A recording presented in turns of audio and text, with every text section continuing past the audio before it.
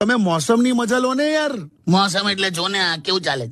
સવારે બધા સ્વેટર પહેરે છે, બપોરે ટી શર્ટમાં ફરતા હોય, આજે શાલ ઓઢીને ઘેર બેઠો હોય, રાત્રે એક પર પંખો ચાલુ કરીને રજાઈ આખી ઓઢેલી હોય. મોસમ છે કે ફેશન છે ખબર જ નહીં પડતી. બહુ ઠંડી છે લા, ઉંમરે બહુ લાગે અમને. અને આટલી બધી ઠંડી શેની પડે છે મને તો એ જ નહીં ખબર પડતી. ગ્લોબલ વોર્મિંગ કાકા, બધું અતિમાં જ ચાલે છે. તમે જો ને, ઠંડી પણ વધારે પડે, ગરમી પણ વધારે પડે, આ ચોમાસું પણ જો વરસાદ પણ વધારે પડે. એ તો મેં જોયું. આ બધું મેનમેડ છે કૃત્ય બધા. એમ તમારે ઈશ્વરની રચના સાથે છેડછાડ ના કરવી જોઈએ.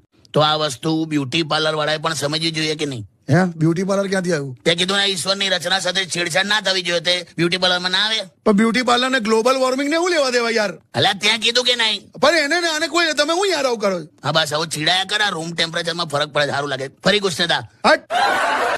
હેલો માય યુટ્યુબ ફેમિલી, કેમ છો બધા? તમને મારા કોમેડી વિડીયો ફ્રેન્ડ કેવા લાગે છે? રીલ્સ, લોંગ વિડીયો પ્લીઝ સારા લાગતા હોય તો લાઇક, શેર અને કોમેન્ટ જરૂર કરજો. અને મારી ચેનલ સાથે જે લોકો નવા જોડાય છે તો પ્લીઝ મારી ચેનલનું સબસ્ક્રાઇબનું બટન દબાવીને પછી જજો.